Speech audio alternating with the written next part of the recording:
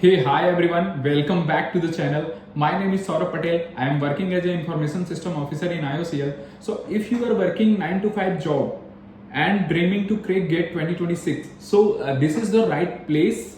So, I know it's tough to balancing between the work and studies, but I will be there and I will tell you it is very much possible to crack GATE. So, in today's video, I will share you practical and realistic strategy to prepare for GATE 2026 without quitting your job. ठीक है, either you are working in PSU or in IT jobs, corporate jobs, so this guide is for you. ठीक है, and इस video में हम आपको कुछ point बताएंगे, जैसे कि अगर आप कोई जॉब को कर रहे हैं तो क्या आपके पास कितना टाइम होना चाहिए और कितना प्रिपेयर आप कैसे करेंगे, क्या स्ट्रेटजी होनी चाहिए जिससे कि आप गेट 2026 में एक डिसेंट रैंक ला पाएंगे, ताकि आपको पीएसयू या आईआईटी अब जो भी चाहिए वो आपको मिल जाए. ठीक है, so let's get started. According to मैंने कई लोगों से सजेशन भी लिया है जो कि वर्क को साथ में गेट का प्रिपेयर किए हैं और स्टिल उन्होंने रैंक अचीव की है. तो उनके हिसाब से सबसे पहला पॉइंट जो आता है जहां पे प्रॉब्लम होती है वो होता है लिमिटेड टाइम, क्योंकि उनको 9 to 5 जॉब करनी है तो उनके पास सुबह और शाम का कुछ लिमिटेड टाइम बचता है. ठीक है, दूसरा चीज होता है कि उनके पास वीकेंड मिलता है प्रॉपर, और उस वीकेंड में उनके पास बहुत सारे डिस्ट्रैक्शन होते हैं, तो उसको कैसे वो रिड्यूस करें. ठीक है, फिर उसके बाद समटाइम्स क्या होता है कि वर्क से आने के बाद जो मेंटल प्रेशर या मेंटल समथिंग क्रिएट होता है उससे कैसे हटे. उसके बाद कभी कभी बीच में वर्क्स के बीच में लो मोटिवेशन भी आते हैं. तो ये सारे जो पॉइंट है उनको मैं कवर करते हुए आप लोग को एक smart planning with consistency and strong revision के साथ कैसे गेट क्रैक करना है वो बताऊंगा. आपके लिए प्लानिंग अच्छे से, आपके लिए कंसिस्टेंसी जरूरी है, स्ट्रॉन्ग रिवीजन जरूरी है. ठीक है, तो इन सब चीजों के साथ हम स्टार्ट करते हैं.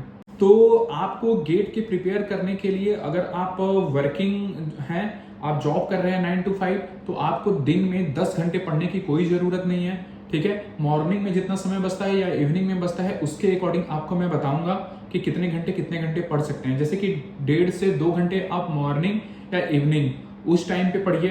ठीक है, और उसके बाद जैसे ही आपका वीकेंड आता है तो आप 6 से 7 घंटे 8 घंटे ऐसे करके आप वीकेंड में पढ़िए. ठीक है, तो इतना आपके लिए इनफ होगा. जैसे कि आप सुबह उठते हैं, सुबह लेट सपोज आप जितने बजे भी उठते हैं, सुबह एटलीस्ट 1.5 to 2 घंटा आप निकाल सकते हैं पढ़ाई के लिए, और शाम को भी ऐसे सेम निकाल सकते हैं. ठीक है, उसमें से कुछ आप सेक्शन जो है वो वीडियोज कवर करने और पढ़ने के लिए, जैसे कि मान लीजिए सुबह आपने 2 घंटा निकाल लिया और शाम को 2 घंटा निकाल लिया, आपके पास 4 घंटे हैं, तो आप सुबह के 2 और 3 घंटे कम से कम आप पढ़ लिए और 1 घंटा आपने रिवाइज कर लिया. ऐसे करके आप बढ़ते जाएंगे तो 3 घंटे भी आप पढ़ेंगे तो आपका जो है वो काफी कम होता रहेगा. कभी कभी आप ज्यादा पढ़ लीजिए, जैसे कि आप शाम को आते हैं ऑफिस से, लेटे सपोज आप 5 बजे छूटते हैं, 6 बजे आते हैं, 6 से आप 8 रेस्ट करेंगे, खाना खाएंगे, 9 बज जाएगा, 9 से 12 आप स्टडी करेंगे, तो 3 घंटे भी आप स्टडी कर सकते हैं. बट मैं मिनिमम बता रहा हूँ कि आप कैसे मैनेज करेंगे. अदरवाइज आप रात को अगर 3 घंटे पढ़ते हैं और फिर सुबह भी आप 12 से 6 या 7 बजे आप उठिए, 7 से 9 या 6 से 8 2 घंटे पढ़ लीजिए, तो आपके पास टोटल 5 घंटे होंगे. सुबह 2 घंटे और शाम के 3 घंटे. सो आप 2-3 घंटे जो है वो पढ़ाई पे लगाइए, 1-2 घंटे रिवीजन पे लगाइए. तो ऐसे करके आप वीक डेज में मैनेज कीजिए, और जब वीकेंड आता है तो आप जितना हो सके उतना ज्यादा पढ़िए जितना आपको टाइम मिल रहा है. ठीक है, तो आप 8 से 10 घंटे में पढ़ सकते हैं, और कुछ लोग उतना नहीं मैनेज हो पाता है तो 6 से 8 घंटा भी पढ़ लिए, उनके लिए इनफ है. ठीक है, फिर उसके बाद हम बात करेंगे आगे का कि आपका कैसे प्लान होना चाहिए हर वीक वाइज. अब जैसे कि मैं सब्जेक्ट्स की बात करूं तो आपके पास कोर सब्जेक्ट है और एप्टीट्यूड का सेक्शन है, प्लस आपको प्रीवियस ईयर सॉल्व करने होते हैं. ठीक है, तो आप कोर सब्जेक्ट जब आपके पास दिन में लेटे सपोज कि आप सुबह शाम मिला के 4 से 5 घंटे निकाल लेते हैं, या तो 3 से 4 घंटे भी आप निकाल लेते हैं, 4 घंटे मैं एवरेज लेके चल रहा हूँ. ठीक है, तो आप 3 घंटे आप जो है वो कोर सब्जेक्ट्स पे फोकस करिए और उसको पढ़िए. फिर उसके बाद 1 घंटा आप रिवीजन कर लीजिए. ठीक है, ऐसे करके अगर आप पढ़ते जाएंगे तो 4 घंटे आपके ये हो गए. फिर उसके बाद ये मंडे टू फ्राइडे आप फॉलो कर रहे हैं. सैटरडे को जिनका पूरा छुट्टी होता है वो आराम से 8 to 10 घंटा या 6 से 8 घंटा दे रहे हैं. मैं एवरेज 8 घंटा अगर लेता हूं तो आप 5 घंटा कम से कम अपने न्यू टॉपिक्स को पढ़िए. फिर 2-3 घंटे में आप जो होता है वो पीवाईक्यू और आप अपने रिवीजन पे फोकस कीजिए. ठीक है, तो 8 घंटा ये हो गया, और संडे को भी आप सेम फॉलो कर सकते हैं. तो 8-8 16. फिर उसके बाद आप सोचिए कि आप कितना घंटा, बहुत सारे हो गए आवर्स. तो अगर इतने आवर्स आप डेली पढ़ रहे हैं तो आप आराम से 6 महीने के अराउंड आपको लगेगा, आप पूरा सिलेबस जो है वो आराम से कवर कर लेंगे। ठीक है, अब फिर उसके बाद जब आगे बढ़ेंगे आप, तो उसमें इन्वॉल्व होगा कि जैसे आप सैटरडे को रिवीजन कर रहे हैं, जब सब्जेक्ट कंप्लीट हो जाएगा तो वीकेंड में आप संडे को टॉपिक वाइज टेस्ट स्टार्ट करेंगे, रिवीजन का प्रोसेस बढ़ाएंगे, क्योंकि जब आप टेस्ट देंगे तो उसमें आपको मॉक का एनालिसिस भी करना होगा। ठीक है, तो उसके हिसाब से आप बाद में उसको टाइमिंग चेंज कर ले, लेकिन अभी के लिए 5 से 6 महीने आप जो है उसमें आप प्रॉपर रिवीजन कीजिए, और जब सब्जेक्ट का रिवीजन कंप्लीट होता है तो आप उसके साथ टॉपिक वाइज टेस्ट दीजिए। ठीक है, वो संडे को देके आप उसका एनालिसिस कर सकते हैं। फिर जैसे ही आपका पूरा सब्जेक्ट कंप्लीट होगा, आप नवंबर दिसंबर के आसपास आ जाएंगे, तो फुल मॉक टेस्ट और रिवीजन का आप स्ट्रेटजी फॉलो करिए। उसके लिए तो मैं उस टाइम पे वीडियो बनाऊंगा ही, वो पूरा आप फॉलो करेंगे, हो जाएगा। ठीक है, तो ये रहा कि आप सब्जेक्ट वाइज कैसे फोकस करेंगे। अब मैंने ये सिंपल एक प्लानिंग बताई आपको। अब जो मेन पॉइंट आता है वो स्मार्ट स्ट्रेटजी का। ठीक है, तो स्मार्ट स्ट्रेटजी में आप अपने सब्जेक्ट्स को प्रायोरिटाइज करेंगे। ठीक है, जैसे कि कुछ सब्जेक्ट्स ऐसे होंगे, लेट अस सपोज कि आपके पास 12 सब्जेक्ट हैं, तो उसमें से कुछ सब्जेक्ट जो होंगे वो हाई वेटेज के होंगे और कुछ सब्जेक्ट जो होंगे वो लो वेटेज के होंगे। ठीक है, तो आप हाई वेटेज के सब्जेक्ट को ज्यादा टाइम देंगे, उसको ज्यादा गहराई से पढ़ेंगे। ठीक है, और लो वेटेज के सब्जेक्ट्स को आप जितना उसका जरूरत है उतना तक पढ़ रहे हैं। ठीक है, जहां जहां टॉपिक पूछा जा रहा है। तो ऐसा भी नहीं है कि किसी सब्जेक्ट को बहुत ज्यादा डेप्थ में पढ़ना है और किसी सब्जेक्ट को छूना ही नहीं है या बहुत कम पढ़ना है, क्योंकि सारे सब्जेक्ट से क्वेश्चन आएंगे। बस जिसका वेटेज हाई होता है उसके इनडेप्थ कॉन्सेप्ट पढ़ने होते हैं, क्योंकि उससे ज्यादा क्वेश्चन आता है। ठीक है, तो उस पर आप ज्यादा फोकस करेंगे।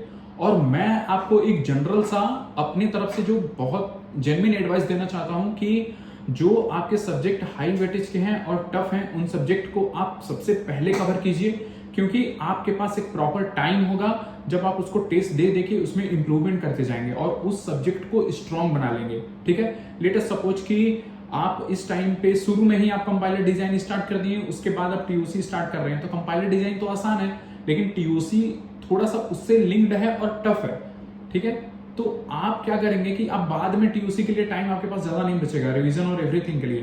तो एक सीक्वेंस आप फॉलो कीजिए, जैसे कि आप टीओसी पहले पढ़िए, फिर उसके बाद आप कंपाइलर डिजाइन पढ़िए। वैसे ही जैसे आप कंप्यूटर ऑर्गेनाइजेशन पढ़ रहे हैं, उसके बाद आप डीबीएमएस स्टार्ट कीजिए। जैसे ही आप सी पढ़ रहे हैं, उसके बाद डेटा स्ट्रक्चर पढ़ रहे हैं, डेटा स्ट्रक्चर के बाद आप ओएस स्टार्ट कीजिए, ऑपरेटिंग सिस्टम।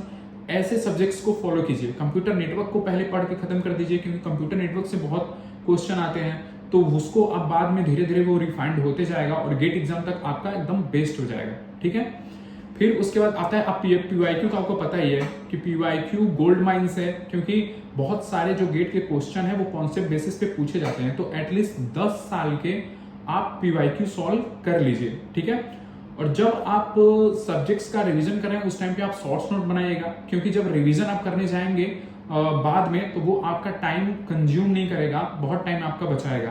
तो शॉर्ट्स नोट की प्रैक्टिस आप स्टार्टिंग से ही कीजिएगा बनाने की। और आपको कौन से ऑनलाइन प्लेटफॉर्म फॉलो करनी चाहिए, जैसे कि मैंने बताया था ऑनलाइन प्लेटफॉर्म में कि गेट ओवरफ्लो है, और टेस्ट सीरीज के लिए ऑलरेडी मैंने कुछ वीडियोस बनाए, अगर पहले से ही आपको लेना है, नहीं तो फिर बाद में भी मैं बताऊंगा कि मेरा टेस्ट सीरीज का वीडियो पड़ा हुआ है, क्या बहुत सारे टेस्ट सीरीज हैं, मीड जी के और डिफरेंट टेस्ट सीरीज हैं, आपको कौन सी टेस्ट सीरीज लेनी चाहिए वो आप फॉलो कर सकते हैं। ठीक है, फिर उसके बाद आप टॉपर्स के कुछ बुक्स हैं और कुछ पेपर्स, एवरीथिंग आप वो सब फॉलो कर सकते हैं। ठीक है, देखिए मैं फ्रैंकली अगर बोलूं तो इट्स नॉट इजी, सब कुछ इजी नहीं होता है। आप 9 to 5 जॉब करके गेट क्रैक करना चाहते हैं, ये इजी तो नहीं है, बट मैंने पहले ही बताया है कि ये पॉसिबल है। ठीक है, अब एज अ मोटिवेशन आपको ध्यान रखना है कि मैं अपने कैरियर के लिए कैसे पढ़ रहा हूं। ठीक है, क्योंकि आपकी लाइफ चेंज होगी जब आप गेट क्रैक करेंगे।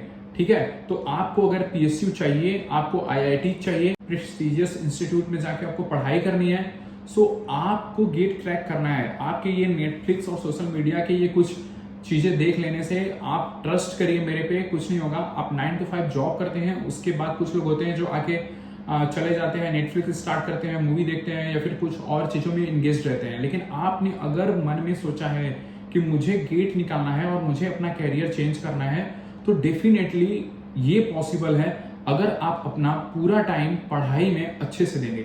आप बाहर जाइए, टहलिए, आप मन फ्रेश कीजिए, बट एक्चुअल आपको 4 से 5 घंटे कंटिन्यूअस देना है। आप उसमें अगर देंगे तो डेफिनेटली आप गेट को क्रैक कर सकते हैं और जो पीएसयू या जो आईआईटी चाहिए आपको वो मिल सकता है। ठीक है, ये ट्रस्ट कीजिए मेरे ऊपर. So with this we ended this video. If you like this video, then please do subscribe and comments, and we will meet soon in the next video with the new topic. Till then, bye bye.